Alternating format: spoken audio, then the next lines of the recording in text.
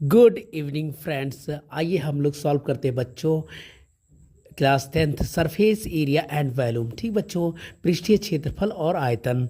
ठीक बच्चों, जैसे दे दिया एक ठोस एक अर्धगोले पर खड़े एक शंकु के आकार का है जिसकी त्रिज्या 1 सेंटीमीटर है तथा शंकु की ऊंचाई उसकी त्रिज्या के बराबर है। इस ठोस का आयतन पाई के पदों में व्यक्त कीजिए।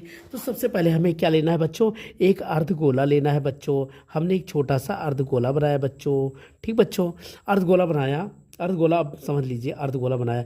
इस पे हमने क्या किया, एक शंकु लिया। ठीक बच्चे, एक क्या लिया बच्चों, शंकु लिया।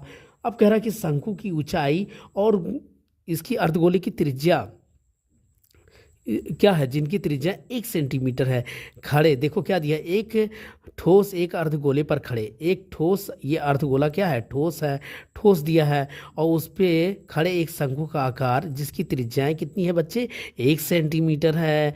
और कह रहा है कि शंकु की ऊंचाई उसकी त्रिज्या के बराबर है, यानी कि शंकु की ऊंचाई और उसकी त्रिज्या के बराबर है।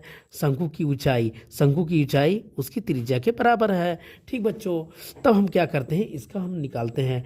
पूछ रहा है ठोस का आयतन पाई के पदों में व्यक्त कीजिए। तो हम लिखते हैं ठोस का आयतन। क्या लिखते हैं बच्चों, ठोस का आयतन। थोड़ा जल्दी जल्दी करेंगे बच्चों। ठोस का आयतन बराबर हो जाएगा बच्चों, हमारा हो जाएगा शंकु का आयतन। क्या हो जाएगा बच्चों, शंकु का आयतन। शंकु का आयतन प्लस, शंकु का आयतन प्लस हो जाएगा अर्धगोले का आयतन। अर्धगोला का आयतन, अर्धगोला का आयतन, अर्धगोला का क्या हो जाएगा बच्चों, आयतन हो जाएगा। अब शंकु का आयतन का फार्मूला हम लिखते हैं बच्चों। तो शंकु का आयतन का formula 1/3 pi R square H होता है बच्चों, और प्लस, और अर्धगोले का आयतन का फार्मूला देखो बच्चों, तो हो जाएगा बच्चे 2/3 पाई आर क्यूब होता है बच्चों। अब हमें पता है कि 1/3 लिखा हमने, पाई की जगह पाई ही लिख दिया।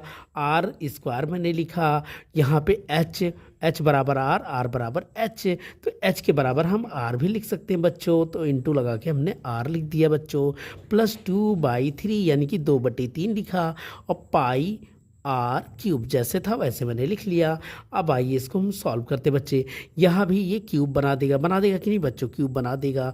तो हम लिखेंगे 1/3 पाई आर, और आर स्क्वायर और ये आर का गुणा करेंगे तो कितना, आर क्यूब बना देगा, प्लस 2/3 पाई आर क्यूब हो गया बच्चों। अब हमें ये दिख रहा है कि ये कॉमन है, ले सकते हैं ना बच्चों कॉमन, तो हमने पाई आर क्यूब को कॉमन ले लिया। अब इसको इकट्ठा करेंगे।